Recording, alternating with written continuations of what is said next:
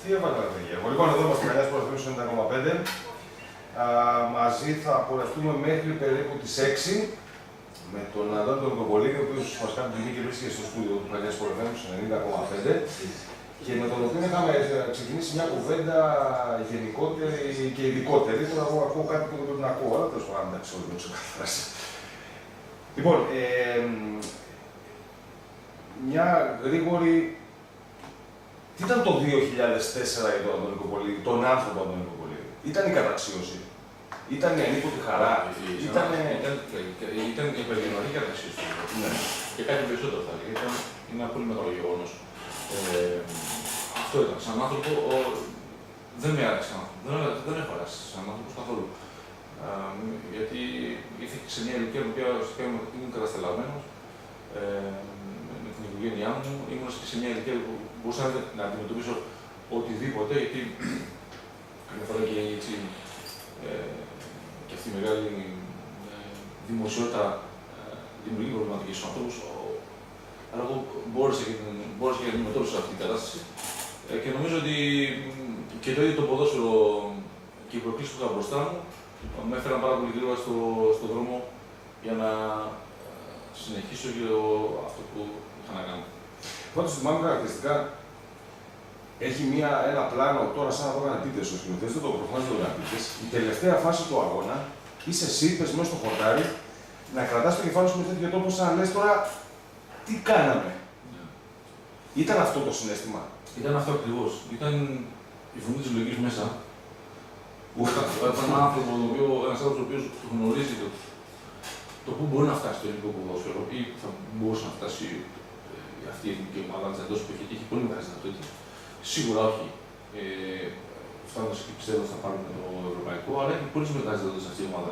Έχει παίξει με πολύ καλή ομάδα, έχει παίξει με προσωπικότητα, έχει ένα προπονητή που πίστευε στις δυνατότητες μας. Σίγουρα δεν πιστεύω να πάρουμε το ευρωπαϊκό, αλλά η λογική μέσα φώναζε αυτό το πράγμα. Λέει πώς μπορώ και κοιτούσα. Προσπαθούσα να δω τις αντιδράσεις όλων των ποδοσφαιριστών και σίγουρα δεν μπορεί να το έχουμε κάνει εμείς αυτό, γιατί γνωρίζει ότι είναι πολύ μεγάλο γεγονός. Είναι ένα μικρό θαύμα, έτσι.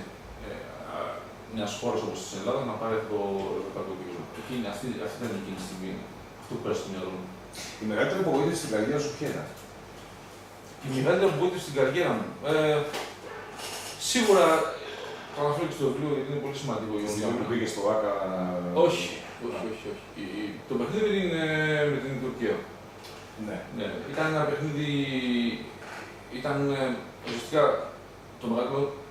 Μπορώ να συζητήσω σε έναν αθλητή, σε έναν ποδοσφαιριστή, μια κακή βραδιά, αλλά εκεί κατάλαβα ότι σημαίνει ότι δεν πρέπει να δεις ποτέ δικαιώματα για να συνέχει την καρδιά σου για τον ίδιο την αξία σου.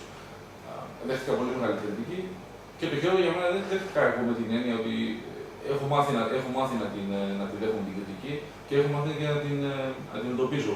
Δυστυχώς επηρέασε και την οικογένεια. Και αυτό ήταν ένα πράγμα που δεν μπορούσα να αντιμετωπίσω και με έκανε να θυμώσω πάρα πολύ με αυτή την έννοια ότι μπορείς να απευθυνθείς σε μένα τον ίδιο αγωνιστικά, αλλά υπάρχουν και άλλα παιδιά. Ο γιος μου δεν το παίζει ρόλο να ασχολείται.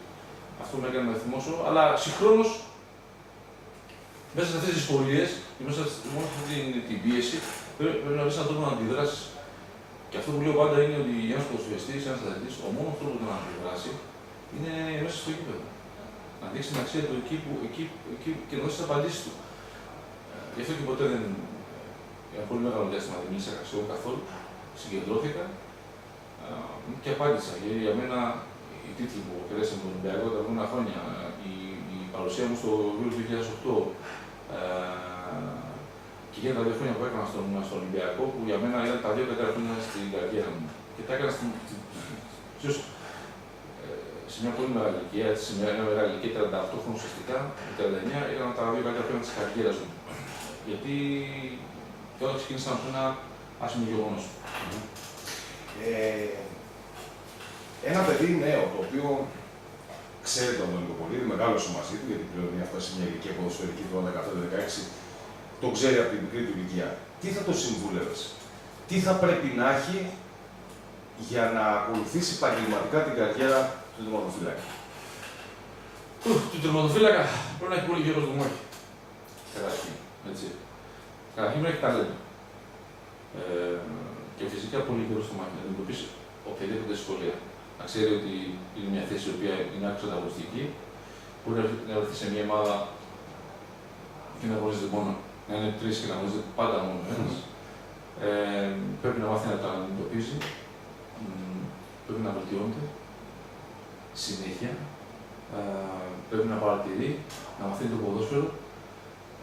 Δεν φτάνει μόνο αυτό που βλέπει, αυτό που κάνει κατά τα δοκάρια, αλλά να κάνει πολλά περισσότερα πράγματα και κυρίως να μάθει το παιχνίδι, να μάθει πώς παίζει το ποδόσφαιρο και να μάθει για όλες τις θέσεις. Είναι πολύ σημαντικό να γνωρίζει ο τερματοφύλακας το τι μπορεί να κάνουν οι παίκτες του σε οποιαδήποτε θέση κάνουν βρεθούν.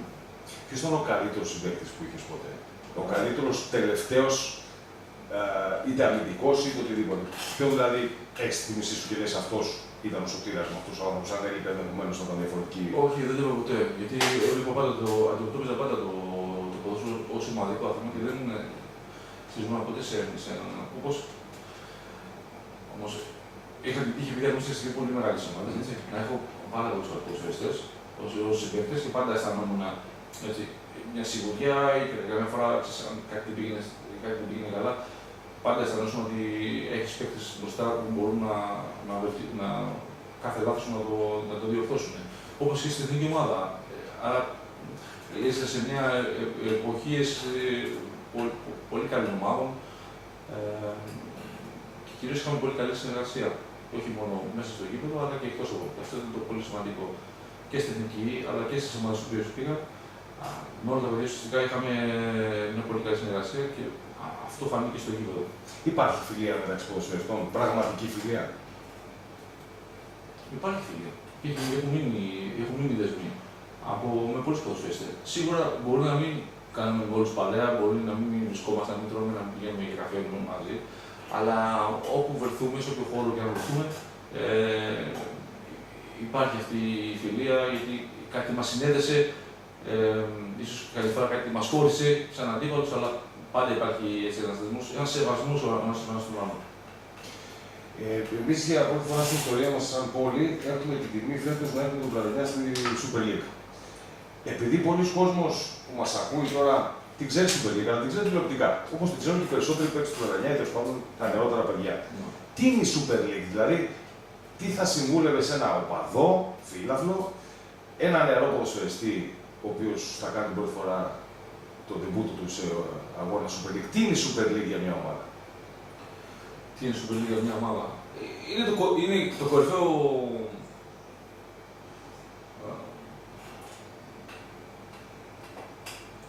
Είναι η κορυφαία διοργάνωση που έχουμε, έτσι. Είναι μια άκρως επαγγελματική οργάνωση. Έχεις εκεί να αντιμετωπίσεις ομάδες πολύ μεγάλες και σε όνομα και σε ιστορία, αλλά και σε ποιότητα. Άρα αυτό που γνώριζες στη Β' Εθνική, στη Γ' Εθνική, είναι κάτι διαφορετικό. Εκεί θα βρεις παίκτες με πολύ μεγάλη ποιότητα, θα βρεις ομάδες οι οποίες μπορούν να σε κερδίσουν οπουδήποτε οποιαδήποτε στιγμή, είτε στην ένταση ή εκτός έδρας. Θα νιώσεις πολύ μεγάλη πίεση, θα πας σε γήπεδα τα οποία ίσως θα παίξεις για πρώτη φορά. Θα δεις και γήπεδα με πολύ περισσότερο κόσμο, πιο ενθουσιώδη. Όλα αυτά τα πράγματα τα οποία στη Β' Εθνική δεν μπορείς να τα ζήσεις, γιατί είναι ένα πιο διαφορετικό πρωτάθλημα. Τι περιμένεις από τη φετινή Super League, με δεδομένα τα προβλήματα των ομάδων κτλ. Τι περιμένεις? Περιμένω να δω νέους είδους ποδοσφαιριστές να διακριθούν. Το πρώτο στοιχείο. Περιμένω και εύχομαι να δούμε ένα πρωτάθλημα μακριά από τη βία, αυτή που ζήσαμε πέρυσι. Περιμένω να δω καλό ποδόσφαιρο, δεν θα έλεγα σούπερ, αλλά εμένα μου φτάνει ένα καλό ποδόσφαιρο, καλά παιχνίδια και έναν ανταγωνισμό. Οποιαδήποτε είναι αυτός. Είτε αυτός να κάνει τον τίτλο, είτε με τις θέσεις της Ευρώπης, είτε με ποιες ομάδες θα υποβιβαστούν. Αυτό περιμένω. Ο φετινός Ολυμπιακός Ραντίν, όπως τον είδες μέχρι τώρα, χρειάζεται βελτίωση. Δεν θα είμαι ειλικρινής. Χρειάζεται βελτίωση ακόμα στους Ολυμπιακούς. έχει το καλύτερο ρόστερ, είναι η καλύτερη ομάδα, είναι το φαβορί για μένα. Έτσι. Όχι για μένα, για πολλούς πιστεύω. Όμως αυτός ο Ολυμπιακός που είναι το τελευταίο διάστημα χρειάζεται μια βελτίωση. Θεωρώ απόλυτο του Μενολάς. Ήταν ένας ξεχωριστός παίκτης για τον Ολυμπιακό.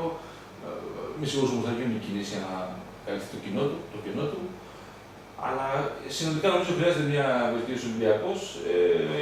Και όχι θα έλεγα ιδιαίτερα για την Ελλάδα, αλλά κυρίως για τα παιχνίδια στην Ευρώπη, γιατί εκεί ο βαθμός της φίλης είναι πολύ, πολύ μεγαλύτερος και νομίζω ότι χρειάζεται να είναι πιο έτοιμος.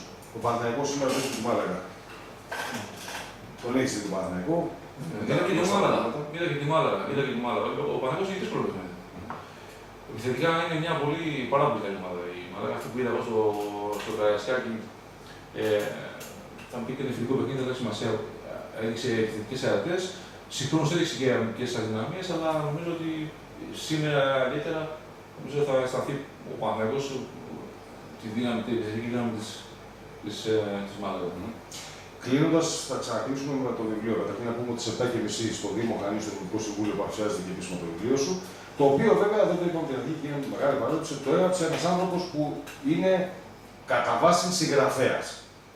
Δημοσιογραφή, αλλά είναι κατά βάση συγγραφέας. Το ξέρουν όλοι. Το Χρήστο Χαραλαμπόπουλο. Ο Χαραλαμπόπουλος είναι άνθρωπος που επιμελήθηκε το βιβλίο.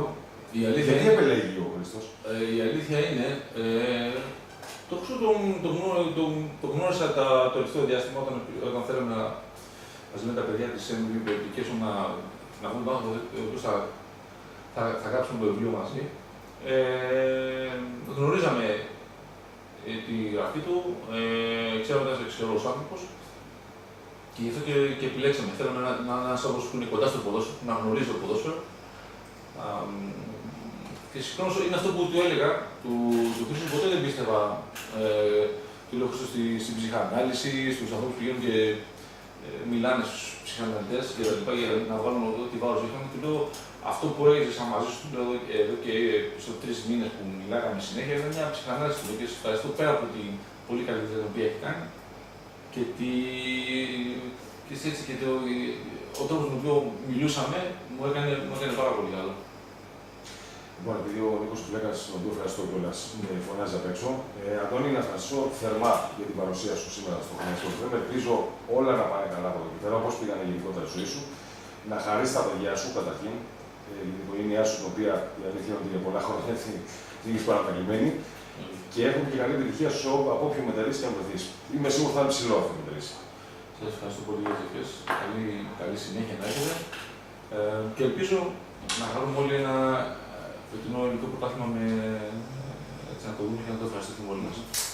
Ευχαριστούμε πολύ. Λοιπόν, ήταν ο Αντώνης Κοπολίδης για περίπου 45 λεπτά. Όποιος επιθυμεί να το γνωρίσει από κοντά, ενδεχομένως να πάρει κάποιο αυτόγραφο, αν και θα γίνει ένα θέμα με τα αυτόγραφα, στις 7:30 στην αίθουσα του Δημοτικού Συμβουλίου θα παρευρεθεί και θα με αφήσετε να τελειώσω και να μετά να κάνω φωτογραφίες. Ευχαριστώ πάρα πολύ. Και αξίζει το ακόμα πάτε και το βιβλίο, έτσι. Θα ελπίσω να έχουμε και κάποια τύπο κάποια στιγμή όταν έρθει η Νικολάκη στα Χανιά εδώ πέρα, που είναι γραμμένα από τον κύριο Αντώνη να δώσουμε στον κόσμο. Θα το πάρει φάνος. Θα πληρώσουμε από ένα βιβλίο. Εντάξει, οκ. Λοιπόν, τραγουδάκι, αποχαιρετούμε. Τώρα εκ το Κώστας, βγάζει φωτογραφίες και τα περαιτέρω. Σε λίγο θα ανέβει και στη web TV του Χανιά Sport FM, στο 105, αυτή η κομμένα που είχαμε τον Νικό Πολίτη. Ευχαριστώ πάρα πολύ.